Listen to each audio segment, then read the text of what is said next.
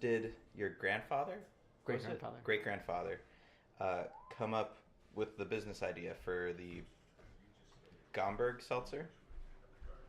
So, Gomberg Seltzer Works started in 1953, but before that, he was a seltzer man.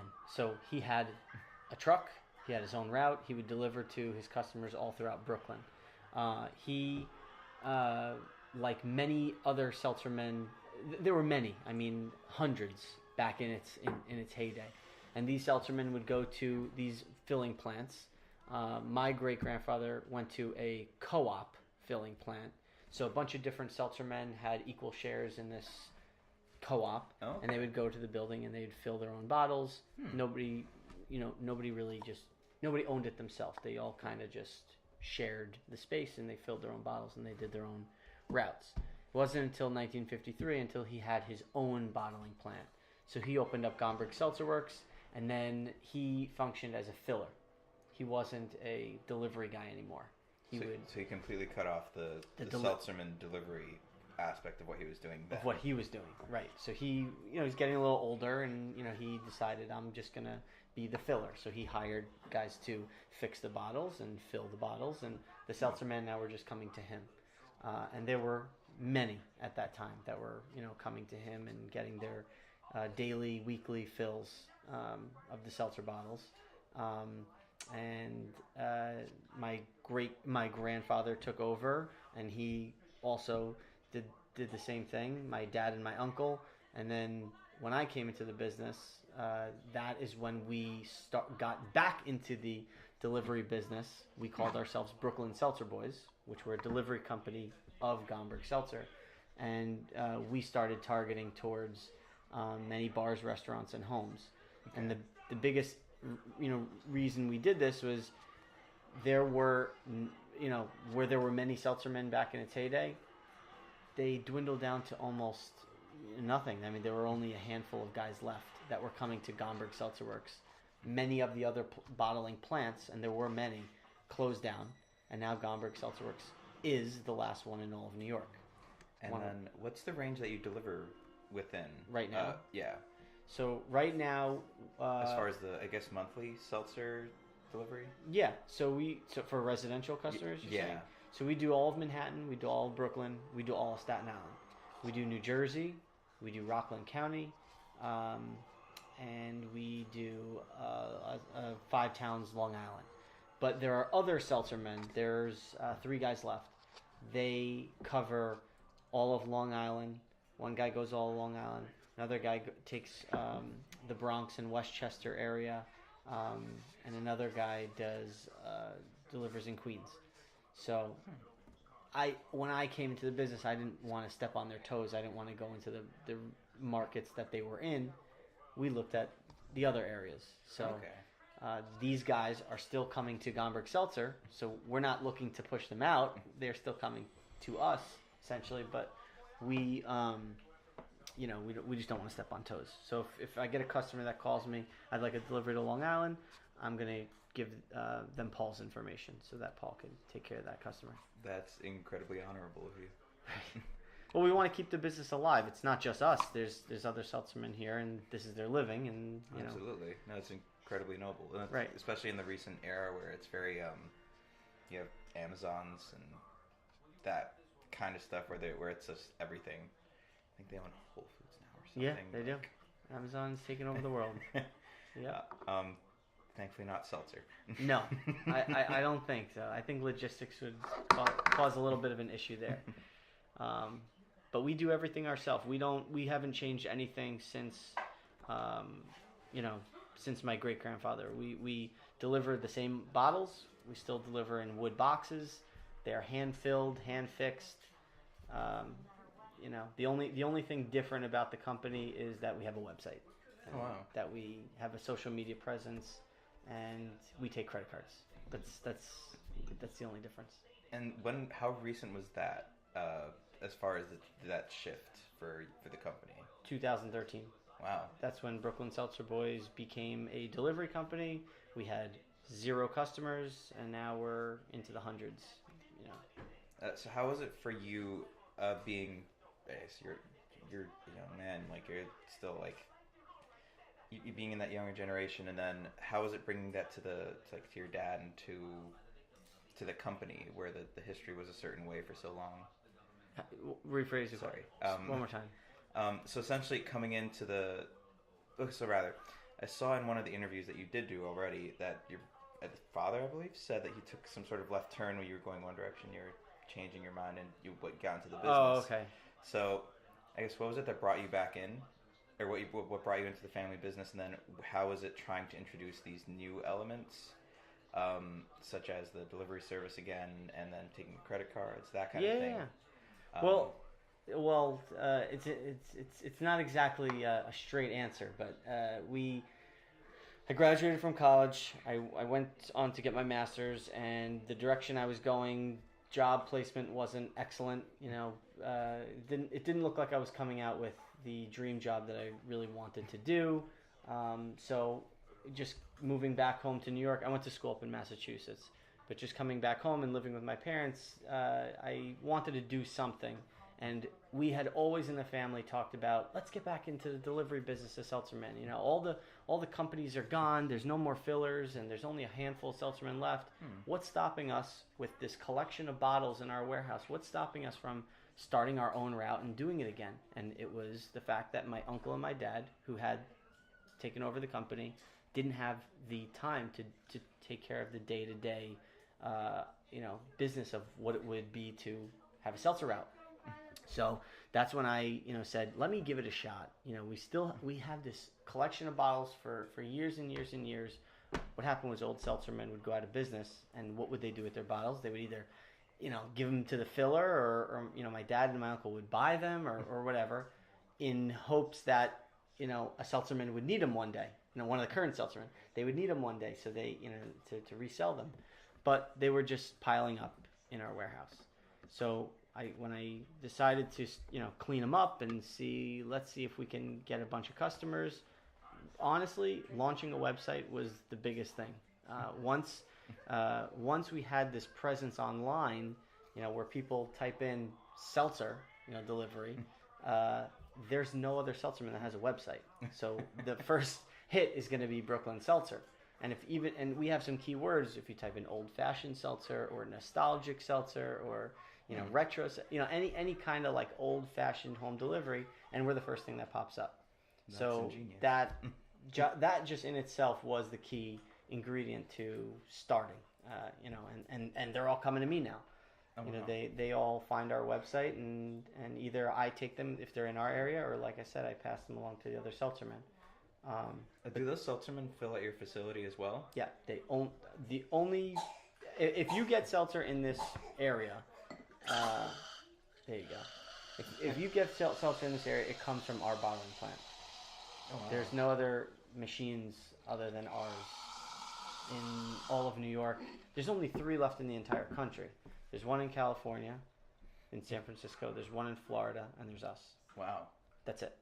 So in our region, it's coming from the seltzer is coming from our bottling plant. The other seltzer men are in charge of maintaining their bottles. They're in charge of their own truck, their own route, their own customers. They literally just come to us to fill. But then you guys handle your own bottles, your own everything else. Brooklyn Seltzer Boys, we handle our own stuff, and we fix our own stuff, and we do it on site. We have the building, so we do everything there. And that's still the old warehouse that was owned by your great-grandfather. Yep. So the same warehouse that he started in 1953 is the same warehouse and the same machinery that we have today. So how is it being in the same space as all that whenever you guys are there on the day-to-day basis? Tight. We are running out of room. In the time when I took over, we don't have an unlimited supply of bottles. We could talk more about that because it's really interesting about where the bottles came from. But they are no longer made and manufactured. So every time somebody found that a company like us still exists and they have bottles stored in their basement, or they found a warehouse or a building that they bought that have bottles, they would call us, and I would go running to pick up those bottles. I've cleaned out so many basements in the past 5-6 years. that's how we acquire bottles. They're no longer made. So we go running to anybody who has bottles. And I bought 5,000 from California and quite a few thousand from Florida, and we have them, shipped to us, and we get anything we can get our hands on. So now our warehouse, yes, how is it working in there? We have such a collection of bottles that we're working, overtime to fix so that we could meet the needs of our current customers that are calling. Because the bottles have been sitting there, if you can imagine, for many years. Oh, yeah. Because these seltzermen have been out of business for so many years. So we have to take the original glass and clean it. We have to take the original glass and gut it and put brand new springs and washers. And this bottle is made up of about 13 or 15 different pieces, moving parts. You wouldn't see it, but it's almost inside the head, there's a whole brain inside this head mechanism that with a valve that keeps the pressure inside at 60 pounds. So there's a lot of different pieces in there. And we have to clean them. We have to, we have to make sure they're sanitary to go out to a new customer. That's a labor of love for sure. Yes, and it's all hand done. There's no machinery that does it. We shine them up with our hand, with wire brushes, and we put the washers in with our hands, and we wash them, with eco-friendly soap, and it is a labor of love. So. With those, I guess we can definitely talk about the bottles. What's it like trying to restore? So I guess what's it like with the ones that you get that need the restoration? What's usually the work that needs to be put in to make it work again? Yeah, well, the first thing that has to be done is the head has to be taken off the bottle. There's a special wrench that takes off the collar. This collar right here is a male and female collar, if you could see the split. Yeah. So it's a ring that goes around the bottle. And then the head has what's it called inside? What's the word I'm looking for? Thread. Yeah. The head inside has a thread that hooks onto our collars. You twist it on just like a cap. Okay. And every piece gets cleaned individually. But what's really cool about these bottles is that when you first take it apart, it's always interesting to look at the bottle to see the etching. This one says sparkling soda, Manhattan Bottling Company in Chicago. So this bottle's from Chicago. They called it Manhattan Bottling Company, and they were in Chicago. So this guy who had this route had thousands and thousands of bottles with this logo on it. So think about that. Every single customer got a case of 10 bottles with this exact imprint. And that was hundreds and hundreds of seltzermen had their own amount of hundreds and hundreds of bottles for their customers. There were so many seltzermen, now there's only a few left. So you can imagine over the years, if a seltzerman would retire and sell his bottles to this guy, who would pass away, and the wife would sell them to this guy, who then brought him to a warehouse, and another guy took over. So they all kept getting mixed and matched, and now you get a case of 10 bottles with all different logos. So it's the history for these bottles is amazing. And we don't change anything. We don't put our logo on these bottles. We want to keep the integrity of the bottle the same. The only place where we put our logo is on the wood box, which we do make handmade wood boxes in our facility. And what's cool is if somebody bought this bottle from Manhattan Bottling Company, sometimes they would turn it on the other side. They would want to put their name on it and put their etching on this side. So now you have double etched a bottle. So you have two pieces of history on both sides. And the next guy, he bought a bottle. He bought a route, and he had no room to put it on the bottle, so he decided to put his name on the head. That's why a lot of the heads have different. This one says Prasco Distributors. Okay, so he put his head on the bottle, and then the next guy, he had no room on the head, so he put a sticker on it. So you could see that if somebody gets a bottle with two different logos and a different name on the head, that you don't want to get rid of. Oh, never. So that's what's so beautiful about these bottles.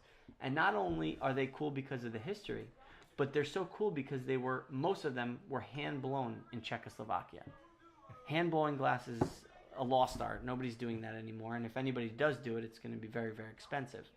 But the hand blown glass is very, very thick glass. It holds the pressure in our bottles at 60 pounds. And that is a big deal because if you go to the supermarket and you buy a plastic bottle, it doesn't have anything close to 60 pounds. I mean, the pressure in that bottle is not even close to the same.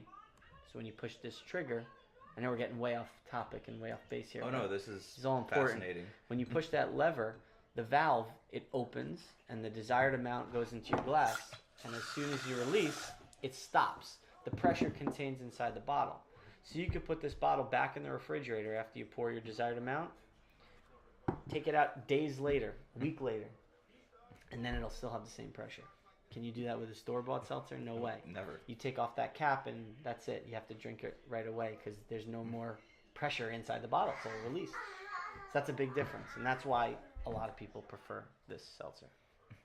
And then it won't just implode on itself when you open it if it gets shaken up. No. I mean, well, if you threw it up in the air and dropped it, it's going to go boom. But no, these bottles have been dropped, and they're very durable. They've broken before, obviously, but they're very durable. They hold up really well. I did see on the website there's the instruction of not putting a warm bottle into deep cold. Oh yeah. How often has that happened where you get at least a complaint? I've about seen that it. kind of thing? No, I tell every single customer, do not put this bottle in the freezer under any circumstance. Do not put it near any extreme heat, and don't drop the bottles. Those are the main things. If you took a bottle that is hot, that's been baking in the sun, and you put it into an ice bath, it's going to explode. It's a silly thing to do. You don't put a hot seltzer bottle into a freezing, ice bath. It's just a recipe for disaster. It's surprising how few people know about the hypothermic reactions that can happen. It is funny though. It's sad a mess as well in this situation. But we do everything we can to A, preserve the bottles, but B, make sure nobody gets hurt. So Exactly. we tell every customer about this. We email them documentation that says what they should and shouldn't do, a care and use form. So we remind them many times that they have to be careful and treat these like antiques, which they are. Oh, absolutely. So we do our best to try to make sure people keep the bottles in good shape. We might have to talk some more. I have these old bottles that have these really obscure looking dog logos on them. I'm not sure what you might know better than me what they're good for at this point. Maybe. I mean, is it a bottle like this, or does it have like a CO2 cartridge or something? It's just like a cork lid thing, but it's just these weird looking glass bottles. I'd like to take a look at it. I'm not sure. Oh yeah, some of it's like really sad. It's like dogs with like bandages around their head. No. It's like really. I've never seen kind of that. dark. No. The art. I'll email you. Sure. It's like dark glass too. It's like very brownish glass. It's definitely like old, amber. Though. Amber. Oh, those are so. What's cool about these bottles? The clear ones, there's a lot of clear. The blue and the greens, those are a little more rare, and then you get amber and purple and red. Those are the bottles that you don't let go if you get your hands on, because those are, far and few between. I will definitely be sending you pictures then. I keep them currently. I'm even trying to get rid of it. It's like a 1900s like marble slab top thing, massive. You'll send it to me. I'll take a look. Bottles are definitely a lost art now, though. Yeah. Though this is recycling too, though, which is it's so reusing. important. It's reusing the same thing over and over and over again. I'm sorting through the questions. So I'm gonna go off of question 3. Where your first seltzer bottle was from? What's your first seltzer memory? I guess growing up, like. My first seltzer memory. I don't really have one seltzer memory, but I just remember growing up as a kid when people come over to my house, my friends in particular, they didn't know what seltzer was. I grew up with these bottles in my house on my my dinner table, but my friends were like, "What is that? Is that the stuff that the clowns use? Like Larry, Moe, and Curly?" Or so I had to explain to them, this is seltzer. Like, this is the real deal. It's not like the fake stuff that you find in the store. This is what real seltzer is. This is the original way. So I guess that would be my first memory, is just explaining to my generation, like, what are you talking about? You don't know what this is? This is seltzer. Because to me, it was that's what seltzer was. We didn't get Pellegrino and bottled seltzer in our house. We had this. And even then, Pellegrino's kind of on the flat side to begin with, I would say. I don't drink it. I wouldn't know. Oh. I just know ours is a strong bite. So. Well, then it pumps out like that's the PSI is there. Yeah. That's I've never seen that in person until now. Like Oh, you haven't I've seen seen it? it like on film, Yeah, like in yeah. film before. Fortunately, the same reference like the Marx Brothers and like the Three Stooges, like with the or clowns, like with the Well, that's what you think of squirt because seltzer. it's it's nobody uses it anymore. So that's what people have in their memory. It's funny. When the clowns use it, or Larry, Moe, and Curly do their bit, or I Love Lucy. These bottles have been all over the place. I've never seen how it was used in I Love Lucy actually. I think it was an episode where she got pied in the face, and then Oh, the step by step, I'm inch not- by inch or something. That guy. I'm not sure. I'll have to check it out. I definitely know that there was a bottle reference in I Love Lucy. I just don't know what episode. I think I know which one it is, possibly. Did you watch I Love Lucy? As a kid, I grew Yeah, up well- watching I Love Lucy so often. Yeah. That and Happy Days. Days and all those. Like, Yep. I think there's just one more from here. So I'm gonna combine two. So is the recycling of the bottles and everything, aside from everything having been built up, was it an effort to think green? And the other one could just be a separate question, but is it an eco-friendly thing where you originally started it out, or were you just trying to just reuse in general because of the circumstance? I feel like when my great grandfather started, and this is what we did. It's just been in our family. We didn't, we're not reinventing the wheel here. The eco-friendly Go Green campaigns all started way after we started delivering seltzer. So to us, it's not we're trying to do. It's just what we do. It's we're just sustaining what we've always done, and it's the right way to do it. I mean, the old way was always the better way. Before there were plastic bottles and everything. I mean, when you had Coca-Cola back in the day, it was in glass bottles. Did they refill like that, or was it What's just that? These refill. What do you mean? Oh no, I mean the Coca-Cola. The Coca-Cola Did they? bottles, those were refilled. Oh. I believe, yeah. I mean, the Hammer, Kirsch, and Cornell, I don't know if you're aware of these names. People got homemade soda delivered, and they reused the same exact glass bottles. You would return your empty bottles, they would clean them, sanitize them, and refill those bottles. Oh, wow. That's what recycling was. It wasn't throwing them in a dumpster and breaking it down to remake the same exact plastic or glass that, we literally take this bottle, we refill it. Oh wow. So there's no reinventing of the wheel. No, at all. there's It nothing. just is the wheel. This is the way it's always been done. What's that? Right, and my wife brings up a good point. This is similar to the milkman service. The milkman would deliver you milk, glass bottle of milk, and you would return your empties, and you'd get a fresh bottle in that same glass that you would return. So it's the same thing. Oh wow. Yeah, that's. So think about it. That's if we could do it, all over again. That's the way it should be. But people try to invent things all the time to make things simpler and easier. And I guess maybe there's a lot more people, and the glass may be more expensive to remake than it is than plastic. So when you're looking in that type of volume, millions and millions and millions, maybe this isn't the best way to do it. But back in the day, that's what it was, and that's how it was done. And that's how we do it. We haven't changed anything. That's amazing. Yeah. And it does say a lot about. I mean, even initially going into this, I was like, I was kind of thinking like, I wasn't sure if it was essentially part of that the new era of subscription service being sort of behind the inspiration again too. But it seems like, since now you share the history with me, that's just how it always was. Well, it's Anyway, how it so always essentially was. It was a Right. subscription. It's how it always was, but it's, you fast forward, 60 years later, and now you got these millennials, who are also now trying to, I guess, go green and eco-friendly, and they're turning to the old ways.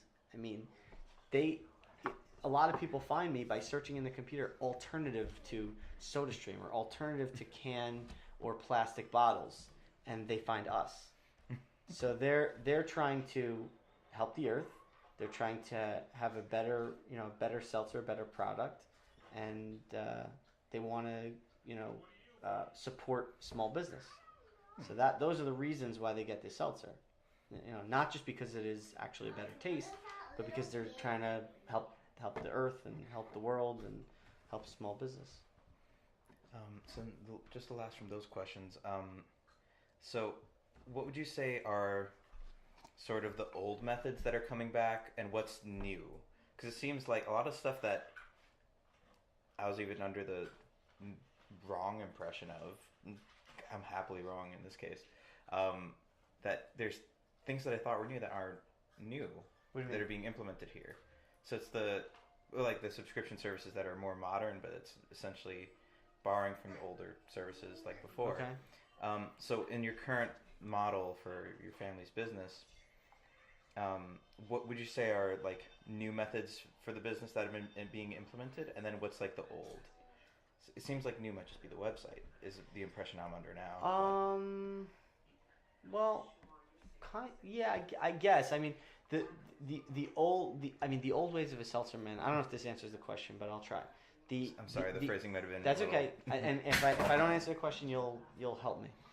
The old way of a seltzer man, doing things was he's got route cards with a customer's name on it, and he would write down exactly what date he delivered and what the empties he took back. Everything was written down on a piece of paper.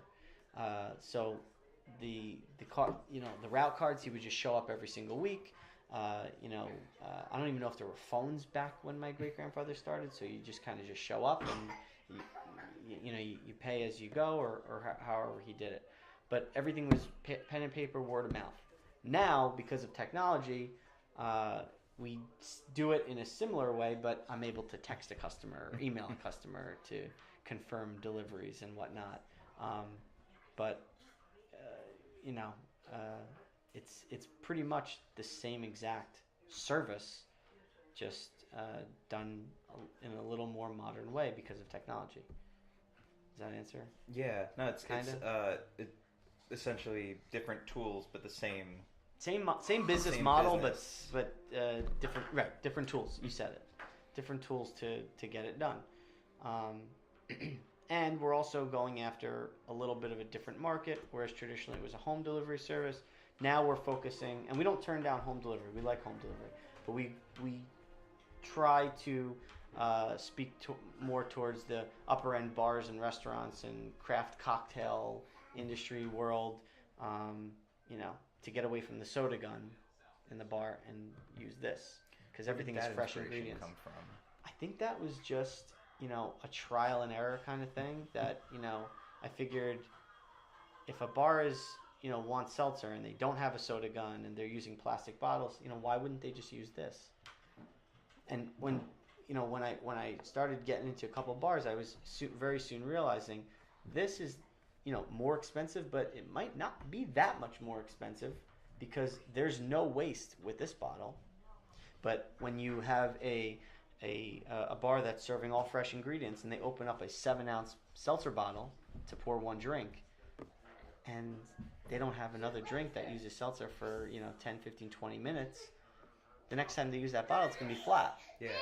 So there's all that waste. So there's a lot of waste. They're throwing all these bottles away. This, you don't throw out anything. Oh, wow. Yeah. So if you think about it that way, it actually is fairly similar.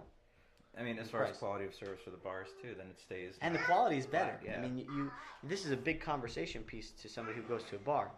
You put this on the bar in an ice bath, and you top every drink off, make it sparkling. 2 ounces in every drink. You get 10, 12, 13 drinks out of one bottle. It's just sitting on the counter. You don't have to worry about, is it going to go flat? Is it not going to go flat? It's going to have the same pressure. That's amazing. Right. Oh, careful. How do your kids like the seltzer? Are they a fan? Aiden, come here. You like seltzer? Do you want to drink it out of the bottle? Come here. I'll show you. You want to see something cool? Come here. Danny, come. He wants to see you drink it. See, this is how he drinks seltzer. Open. He's brave. He's brave. He loves it. I did, but it's okay. No, that's like I was saying. Like my aunt got me into the old vintage canned seltzers as a kid. So I've always had fond memories of it growing up too. Yeah, and it's a memory. That's another thing. I mean, the people today, the younger generations that are having seltzer, they all remember the stories of their grandparents and great grandparents having it on the dinner table when they were kids. So, you know, they get the service as like a memory, you know, to remember their loved What was that ones. like at home for you? I guess during dinner time, were you always just like? I mean, we always had dinner on. You know, we always had seltzer on the dinner table. My dad drinks. He could drink a bottle in one, you know, dinner. You know, it's just that's his choice beverage. So it's just good stuff. So then the cream, The egg cream. the egg cream. When was the first time you had one? I guess, or like, what's your favorite? I had egg creams. You know, Your whole I life, always had egg pretty creams. much? But the egg cream is a very traditional Brooklyn drink that, you know, I people say that they actually used to put egg in the egg cream, but an egg cream doesn't have any egg. An egg cream is just Fox's You Bet chocolate syrup, ice cold milk, and seltzer, our seltzer. And you just mix it up, and it's a carbonated fizzy chocolate milk. And many Brooklynites, anybody in New York knows what an egg cream is, just because it is the official drink of New York, Brooklyn. You know, it's a very, very famous drink in our area. What's the origin of it, if you don't mind my asking? If you're like, I don't know. I mean, the origin of an egg cream? yeah, sounds like a movie in itself. I don't know. I don't know. But I think it started in Brooklyn, I believe. Okay. Because you needed the seltzer, you needed the Fox's You Bet syrup. The syrup, the company was a three-generation company. They recently just sold the company, but Fox's You Bet, that company's in Brooklyn. Most of the seltzer men were in Brooklyn. So I think its origin is Brooklyn. Is there a reason why it's only Fox's You Bet? Just the way it is. It's just the way it is. Fox is the original. You Bet. You know, when you start using, I'm not going to name names. Different chocolate syrups. It just doesn't. It's not the same. This is the right way to do it. Oh, that's fantastic. So I guess from my own experiences, I apprenticed luthier, like guitar build, on my free time with a guy who was building violins during Mussolini's time in Italy. So that multiple generation thing really resonated with me. Just how does it feel, I guess, sharing that same space as your family before you for so long? It's definitely special that we have the same, building, just because that's what my family started, and we don't want to see it go. I mean, me and my dad joke all the time, but we have seltzer in our blood. It's in our veins. So, you know, if we closed, then there wouldn't be seltzer anymore. Like, that's it. We're the last. We are it. And there's something to be said for being the only survivor in our area. Hi. Little Sadie wants to be a part of the conversation. She's adorable. So thank you. So there's something definitely to be said about being being the last seltzer man in itself in the area, but also just, we don't want to see it go. So we're working hard to try to build it back up to where it should be again. What plans would you guys have for expansion, if at all, at the moment, or is it just currently figuring out the current bottle stock, I guess? I mean, we don't have a, sky's the limit, but kind of not really. I mean, there's going to be a time where we're going to have to remake bottles. I mean, we have a lot of bottles in our warehouse that still need fixing, still need restoration, but the new business that we're getting in, every single day, every single week, we're just constantly trying to fix up the old bottles to fulfill the new customers' orders, and right now we're just kind of riding the wave. We're just trying to keep up with demand, but and there's millions of people in New York that we still have yet to reach. Some people still don't know we're here. We get a lot of media attention, and that's how we get a lot of our customers. Whether we're on the news or whether we're on something like this, or a magazine, a news article, that's the majority of how we get our new customers, and word of mouth also. People refer us to their friends all the time. But as long as people are calling, we will keep going until we don't have any bottles left. And if we don't have any bottles left, we'll have to figure out a way to make new bottles. So then I might have been mistaken. I heard recently that you guys so you're not at capacity as far as service yet. No, no. We have plenty of bottles left to restore for new customers. We have a waiting list. It's about 6 to 8 weeks for you to get your first delivery. But the waiting list is just part of the service, and it's not a limit on capacity then. Well, right now the issue that we're having is that we don't have enough working stock of the bottles. Of the bottles. Okay. So the bottles that we have in our warehouse that are ready to go out to the customers, we have X amount of bottles that we have in our warehouse. Every time we get a new customer, that depletes that lowers our stock by one case. So if we took on, well, yeah, or at least if they take 2-3 cases, in a few weeks' time, then it's going to lower it that much more. So basically, every new customer that we get, a case has to be rebuilt, because we don't want to. We want to have a comfortable amount of cases. God forbid the machine is not working for one day. We need to have a certain amount of stock to hold us over until the machine is fixed. We don't. So that's the issue that we're having right now. But we're working on it every day. We have bottle fixers working, every single day to get our stock to where it needs to be. And every day case is fixed, it goes out to a new customer. That's fantastic. Thank you so much. This has been incredibly enlightening. Sure. If you have any other questions, feel free to call. I'm always available. Oh yeah, no, I'll at least show you those amber bottles. Please do. They're funny looking. It's mostly the labels. It's like this really. I think I have one amber bottle actually in my kitchen somewhere. I'll show you. Oh yeah, yes please. I'll